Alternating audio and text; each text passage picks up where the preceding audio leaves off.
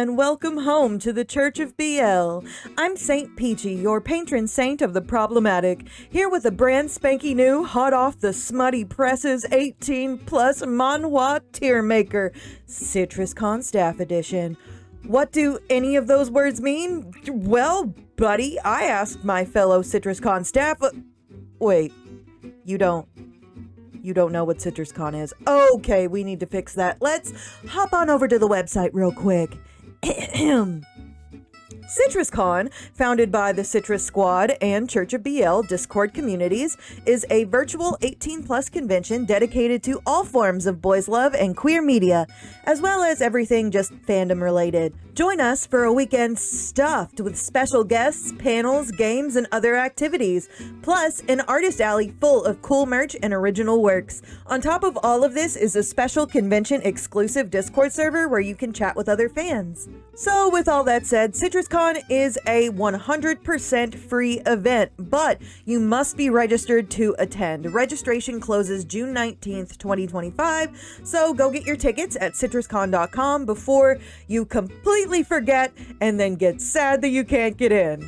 Trust me, the amount of DMs I get on con weekend. Oh, buddy. Anyway, so now that we know to register for CitrusCon, I asked my fellow Citrine leaders to send me what they have in their various BL Manhwa libraries, mostly Legend. And the following 72 titles are a good, healthy chunk of what was sent to me, plus some of my own. I'm going to rank these bitches as the following. First, we have Changed My Fucking Brain Chemistry. These are the titles that I have reread 300 million times, that have completely made my personality what it is. Like shit that I tell everyone about, like the good shit. Underneath that one, we have I See You. This is the good shit, but not quite up at Change My Fucking Brain Chemistry level. This is stuff that I'm into and I will suggest and rec to people, but I may have a few caveats. Underneath that one, not for me, but okay. Series that are good, but just not my personal thing. I either got bored with them or just figured out that I just wasn't really into it, and that's fine. It can be for other people. That's totally chill. We do not shame here. However, at the very bottom I got, nah fam, I am not going to shame anyone who loves these series. I think I only have like one in this list of stuff that I know for a fact is going to end up in nah fam, but I am not shaming anyone who likes these series. I personally just have many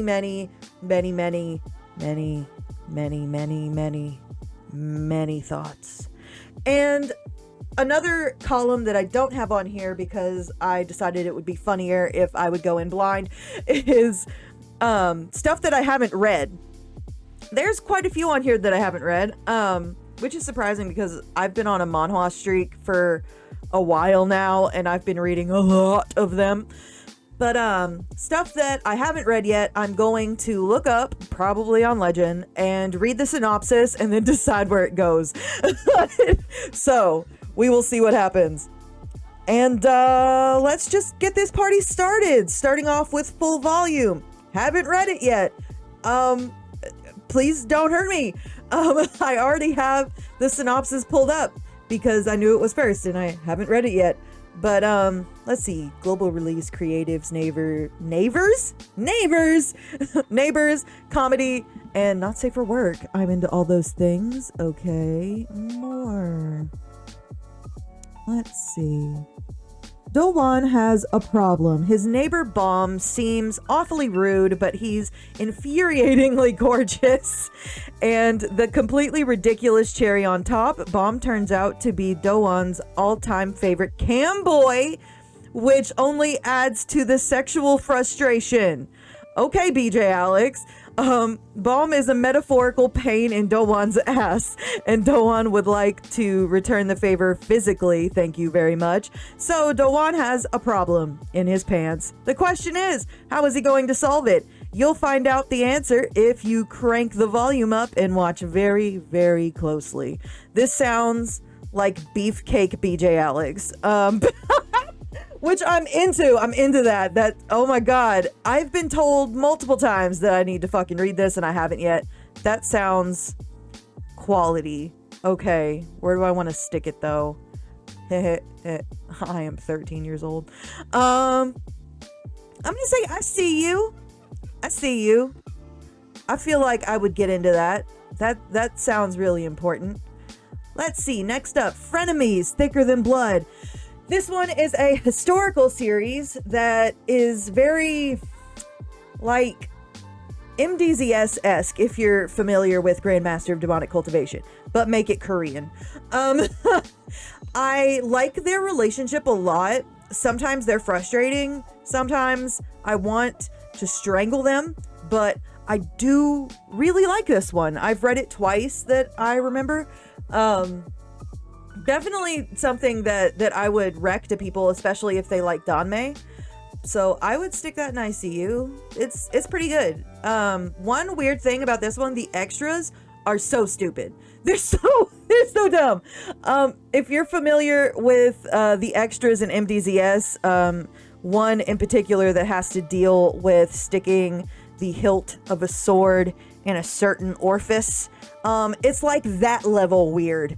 It's like it comes out of fucking nowhere, but it's worth reading just for the sake of how fucking funny it is. But anyway, I'm going pretty fast so far. Hey. Okay.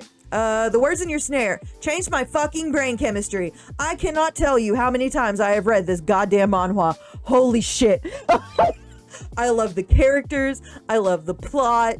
I love the pacing. It's all so fucking good. I'm fairly certain it's based off of a novel that I wish I could fucking read. Manta. They have recently been doing translations for novels, and if they pick up any of the sundry manhwa novels that I have wanted to read for 300 million years, I'm gonna cry. I would kill to read Words in Your Snare. It's so fucking good. I love these babies. They're both perfect widow angels. One thing I will say for this one is, while I love the artist, I've read everything that they have done, whether they wrote it or whether it's an adaptation. I've read all of it. Sometimes their O-faces are an acquired taste. There are a few, and I might put some up on the screen. There are a few stills. I say stills, it's a fucking manhwa. From panels from this manhwa that it looks like he's being stabbed, or like it's literally the end of his life, or he just saw Freddy Krueger. Like it's a thing. That's the one thing that I will give this series. Sometimes the O-faces are a lot, but literally everything else is so fucking good. It's one of my comfort series. I've read it 300 bazillion times. Speaking of comfort series, Dangerous Convenience Store also changed my fucking brain chemistry. Holy shit. I don't know how many times I've read this one either. Everything about it is perfect. Borderline Yandere, which I love. Gangsters, which I love. Sweet baby angels that are actually horny little twinks, which I love. So many good things about this motherfucking series. So good. One of the best things about Dangerous Convenience Store is how accepting it is of being gay. And let me explain that. So the love interest, the gangster, he goes into this situation thinking that he's straight. Don't they all? And he immediately just almost immediately just kind of is like, I'm into this kid. Like, I really want to be with him. I want to tap that. That's really cute. I want that.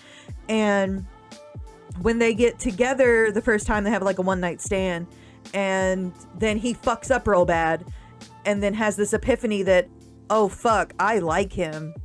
Wow, I am in my fucking late 30s just now figuring out my sexuality. This is stupid. But he immediately like understands and sticks with it and is like, okay, this is my life now, and move the fuck on. Like, this isn't okay. A lot of us don't have the privilege of being able to do that, like with our families and with the situations that we live in, or live with. But he is so accepting and so rad. And when his love interest almost outs him, he's like, oh, I didn't want to out you. I didn't want to like tell your friends that you were like gay or bi or whatever. I didn't want to do that to you. And then he's like, well, I'm with you, aren't I? And he's like, yeah. Well, that makes me gay, doesn't it? I'm like, dude, if only it was that simple. Holy shit. And one of the best things in this series is just the acceptance of who you are and fuck everyone else. Like, it's so great. It's so great. And it also has that little twinge of dark that keeps me hooked on it. There's a side ship because I said so. I don't think they're canon, but they are because I said so. And I will not spoil them. But I really hope this side ship gets its own series because it didn't get extras. And it's so alluded to throughout the entire time those characters are in the series. So please, for the love of God, give me that as its own series. I need it. Holy shit. Okay, The Pawn's Revenge. Have not read it, so let's look it up. I've been told that this is really dark, so I probably will like it. Pawn's Revenge. Is it not on Lezen? Let's find out where it is. Okay, I found it. It was Lezen. I just typed it wrong. So we have intense, red light, ooh, locked up, ooh, murder, ooh, hardcore, ooh. We have glasses. I'm into all of these things. Holy fucking God. Oh, look at them. Oh, they're so cute. Son of a bitch. Manipulative? Yeah, this is my ish. Is it ongoing? Hold on. Is this ongoing? I'm gonna assume it's ongoing. Hiatus every 5 weeks, new every Saturday. Oh my God, how many episodes? 85. I've got, okay. I can sink my teeth into that shit. Let's see what you're about. As a male prostitute in the slums, Jo is at the bottom of the social hierarchy, a pawn among pawns. Sure, he's tried to break away, but each attempt has only left him with more wounds. Until one day, he gets rescued by a serial killer who kidnaps him along with his pimp. Oh my God. The killer, Seong Rock. Please ignore how poorly I fucking pronounce Korean words. Oh my God. Anyway, I'm trying. Seong Rock is on a mission for his lover, a former prostitute plotting to turn the tables. Why he rescued Jo is unclear, but a slick-talking man whore was definitely not part of anyone's plan. Regardless, Jo is no ordinary pawn. Now that he has entered the game, he will use every trick up his sleeve or in his pants to get revenge. God, okay. I have a feeling I'm gonna be really into that. That's some change my fucking brain chemistry shit. That sounds right up my goddamn alley. Oh my God. That sounds really good. And it looks really pretty. It's like pulling teeth to get me to read stuff that's ongoing.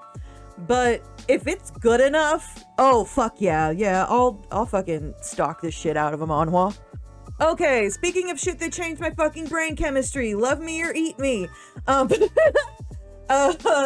Funny story, and if you've been to any of my panels in person, you have heard this story before, most likely. But Love Me or Eat Me. You would think that just off the title alone and the fact that there's blood on the cover and that in the description it's like, I think it alludes to being psychological. I can't remember. I'd have to look it up. But you would think that, oh, probably cannibalism is involved. Well, I didn't. I went in completely fucking blind, and then first chapter, so it's not really a spoiler. Dude bro is just really not obsessed with food, but he talks about it too much. And it's like, are you a goddamn cannibal? Yes, he is a goddamn cannibal. He has trauma. He has lots of trauma. So there's PTSD reasons as to why he is a cannibal that are like, the reasons aren't good, but like the plot is really good. And his dynamic with his very yandere boyfriend is killer, pun intended. It's so good. The ending is kind of sad, but what I will say is it fits. It's one of those endings that is like, oh God, why did you fucking do that to me? But at the same time, that's what they would have wanted. Like, I'm not gonna spoil it, but it's really good. It's really fucking good. Did I put my other favorite in here? Hold on, I gotta look real quick and see, because there's one that is really similar to this in that regard.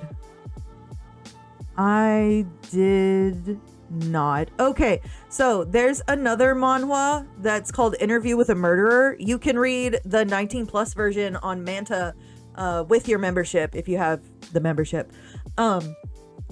It's another psychological one, and it's literally dude bro is interviewing a murderer. It's his hobby.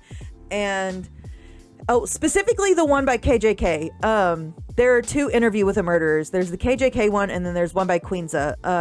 The Queenza one is okay. If I had Queenza's in here, I would probably put it under ICU.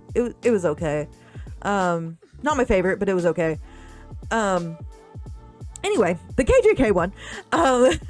Dude bro is interviewing a murderer, but a serial killer. And the only way said serial killer will answer his questions and like humor him is if they fuck. So that's what they end up doing, and they have a really cute fucking dynamic. And it's another one where the ending is so sad, but it fits. It fits, and I love it. I fucking love it. I'm rereading it right now because I had a random urge to read something twisted, and here we are. But which is why I'm surprised I didn't put it in here, because I added some of my own stuff in here too. So I'm surprised I didn't do that. But anyway, next up is Again. Oh my god. Where do I put Again? I really like Again. I'll put it in ICU. It's not quite changed my brain chemistry. Again is a really shitty asshole idol who, through the process of, trigger warning, unaliving himself and then coming back to life in the past, like time skipping, like he comes back to, I can explain things, like time warp to back in time to before the big thing that happened to him had happened. God, I'm good at explaining shit. Holy fuck. Anyway, does the thing, things happen. Meets potential boyfriend. They don't get along.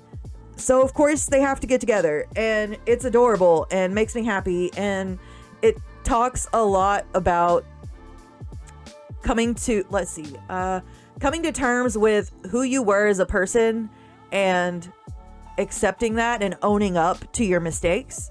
I really liked it. The plot is really good. The ending is solid. So definitely suggest that one. Aporia. Oh god. Oh, this is hard. This is harder than I thought. I love Aporia, but it's not my favorite. I'll put it in ICU. I love Aporia, but it's not my favorite. Okay, so if you know anything about me at all, which majority of you probably don't because I'm new to YouTube, but anyway, I am in the BDSM scene, IRL, And there are quite a few BDSM-centric BL manhwa, and this is one of them. Aporia is very, very good in terms of showing realistic BDSM stuff. There's another one in here. Let's see if I have it. I could have swore I put it in here. Yes.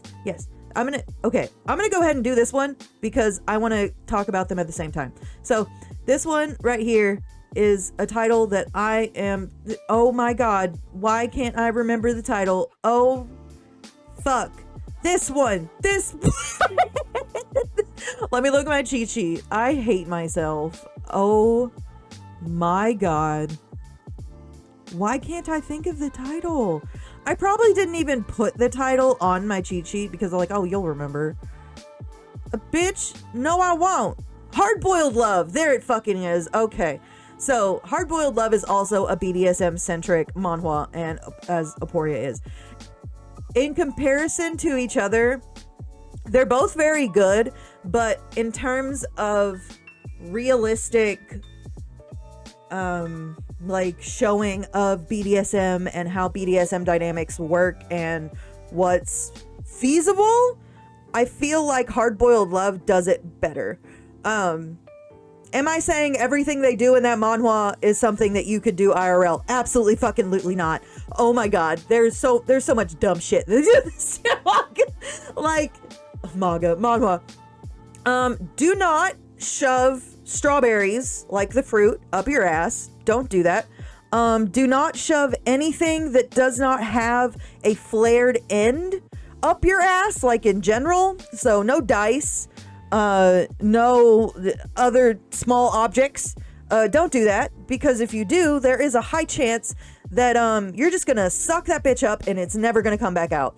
And you're gonna have a really interesting ER story. So don't do that. Aporia is similar, where the level of God, how do I explain this without spoiling it?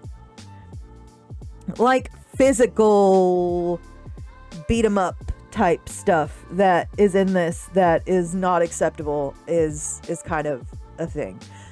But I still fucking love it because it's fiction. Let me live my damn life. I love Aporia's couple, like main couple. They're fucking precious and perfect, and they really help each other. They both have their own flaws, and they really help each other figure their shit out. They work really well. The scene where one of them finally realizes that they're in love with the other one is one of the most satisfying get-together scenes. Holy fucking shit. It's kind of slow burn in terms of romance, but it's worth it. It's fucking worth it. Hard-Boiled Love, not so much. The one up here, not so much in terms of being slow, but it does kind of take them a little bit to kind of be on the same page. But that's also really fucking worth the wait. It's so fucking good. So yeah, if you like BDSM, you will like both of these. They're really good. BJ Alex. Speaking of BDSM, son of a bitch. Okay, this one is hard because, and one of my friends, Kira, who is probably, of course, the one that probably suggested BJ Alex, is one of my fellow CitrusCon staff, Hoop Doops. She is our citrine leader. She loves Alex, like to the level of having a tattoo of him. And he makes me want to throw things. Do I hate him? No, I don't hate him. I do love BJ Alex. I read it as it was coming out. But if I'm comparing BJ Alex to BJ MD, who is a BDSM streamer, and his ship with Chongwoo, I think it's Chongwoo. Oh my god, no, the other ship is so much better. For me. I love them. I cosplay MD. I have all of their dumb little photo card thingies. I have, like official art of MD. I have a problem. So in terms of BDSM and realism and characters that just fucking get me, MD 1000%. But his section of BJ Alex is quite small. They have some extras and they have like periodic chapters throughout the series, because they're the side ship. But I do like the main ship, and I do like where they end up, because Alex does get better. He's the type of bitchy that makes me want to throw things at him, but he gets better. He gets better. So you're going in ICU. Did I put Jinx in here? Do I have Jinx? Why don't I just like do this in fucking order? Like, why did I let it fucking randomize? Because I don't, oh my god, because I want to talk about shit as I get to shit. If I didn't put Jinx in here, I swear to god. Jinx, Jinx, Jinx, Jinx, Jinx, Jinx, Jinx. Jinx, Jinx, Jinx, Jinx, Jinx. Did I not put Jinx in here? No. Peachie. How could you? I have a lot of BDSM stuff in here. Open it up. I found it. Jinx. Jinx is quality. I love Jinx. I love Jinx way more than I do BJ Alex. Nothing against BJ Alex. Again, I read all of it as it came out. Taking a drink. Oh my god. But Jinx has my soul. I'm so hyped for the new season. The main dude, Jaekyung, he is a piece of shit, but he's my variety of shit. Like, I want to stab him, but I love him. He made me hysterical cry. I was very upset at the end of the first season, and he's got a lot of making up to do, and I have faith, given how BJ Alex ended, that he will make up for his bullshittery. It will be fine. It will be fine. Poor Dan. Oh my god. I also really like the side ship in this one. I don't know if they're going to be my favorite, because I do like the main ship a lot in Jinx, but I don't know. We'll see what happens. Anyway, I'm talking too much. Salvation changed my fucking brain chemistry. However, there is a caveat to Salvation. Salvation is yandere as fuck. Okay, Sayoin and Minhu, which, if I know their names, that's like, that's a sign of how much I love whatever this series is, because I suck at remembering names. But Salvation is available on Manta, by the way. The 19 plus version is not on Manta yet. I really want them to translate it, because I was so into Salvation that I bought the ecchi chapters in Korean and then put them through Google Translate so I could see all of it. I love Salvation so much. Holy shit. Excuse me.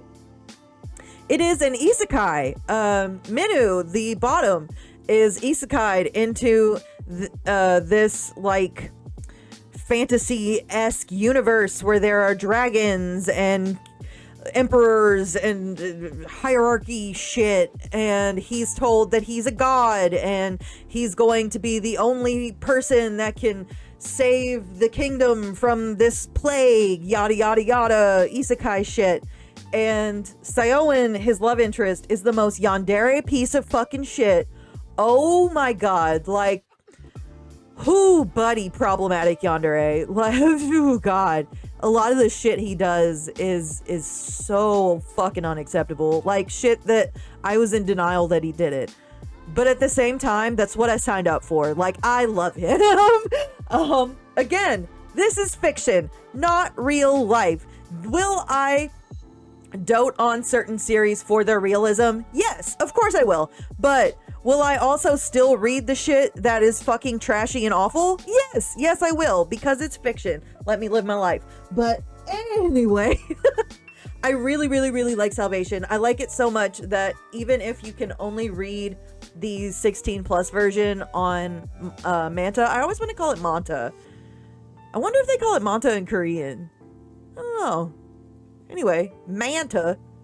I'm from the South, so I have an accent anyway, and so I feel like I'm saying it wrong when I say Manta. Anyway. But yeah, anyway, you should read it. It's really good. One caveat though, the ending is a thing. I will not spoil it, but like how I was talking about Love Me or Eat Me, and let's see who else. What else had a weird ending? I thought I had another one I was talking about that had a weird ending. Oh, because it's not on here. The other one that I was talking about that had a weird ending. I'm so good at this. I'm so good at this. Why do you people watch my videos? Holy shit. Interview with a Murderer also has like a really weird ending. I say weird, but it's really good. Love Me or Eat Me and Interview with a Murderer's endings are the type of ending where it's like, why the fuck did you do that to me? But also that was fantastic. With Salvation, not so much. The ending kind of fits, but it feels like it just abruptly stopped. And this one is also based off of a novel, and I'm wondering if it did just abruptly stop. If Manta ever localizes the novel, I'm going to throw up. It's going to be fucking amazing. I will send that request to them however many times I fucking have to. Oh my fucking good. Okay, we're on a roll. Blind play. My fucking brain chemistry. Oh my god. I recently did a panel with AMF from TikTok during last CitrusCon, and they brought up blind play, and they were like, you don't like him, do you? And I'm like, So Sio Ilmo, which is the top / the serial killer in blind play, is one of my favorite yanderes on the goddamn planet. He is trash, and I love him. I love that they keep him very like neutral evil the whole series. He has like a few moments, because he's a serial killer, he has a few moments where it's like, yeah, you're a bad fucking person, but then he'll come to realize that, oh, maybe I shouldn't have done that. And he will wind himself in a way where love interest boy will be like, okay, I forgive you, when really, like, he doesn't care. I'm explaining this terribly, but like, it's so fucking good. Dude bro, a serial killer, is a writer, and the guy that he ends up with is a hooker, and he's like a low-key hooker. He's a masseuse with an asterisk, and they hook up, and he thinks that Hooker Chan is my phone going off. Oh my god. I forgot everything that I just said. Holy shit. Okay. Hopefully I cut this together to make it funny, but my phone went off and my ADHD went woo, and I have no idea what the fucking fuck I was talking about. Oh, okay. Hooker Chan is blind, or at least he claims he's blind. He only does this so that he gets certain jobs, so he can get prostitution jobs with like really fancy pants people, because they think he's blind and he doesn't fucking know who he's with or what he's doing, yada yada yada.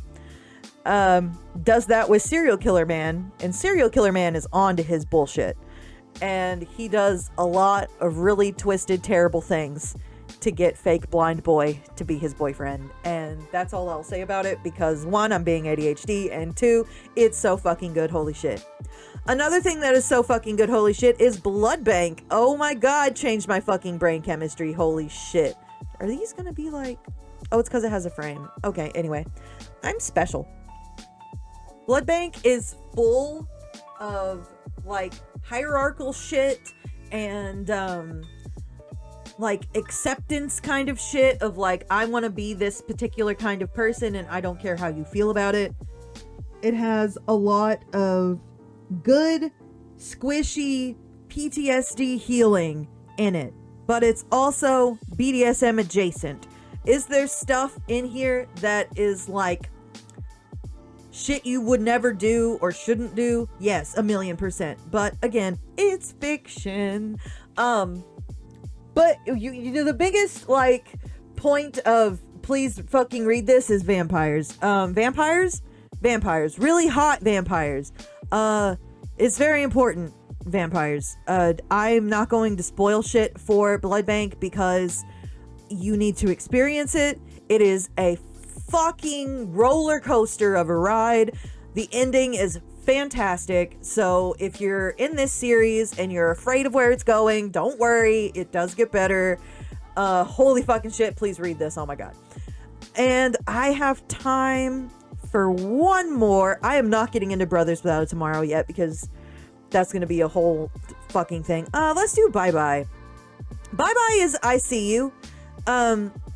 It starts off as something that I really, really liked, where one of the characters is about to unalive and he ends up in a scenario where he needs to kind of help this kid who just wrecked his car, and kid is like, hey, can you tell this story to my older brother, and so I don't like get in trouble for wrecking the car, because I'm gonna definitely get in trouble for wrecking this car, and I'll pay you money, like I'll do whatever the fuck you want. So unalivey dude is like, well, I guess I won't unalive because now I have something to do. And so he does the thing, and that's how he meets older brother, and older brother is the one that he ends up with.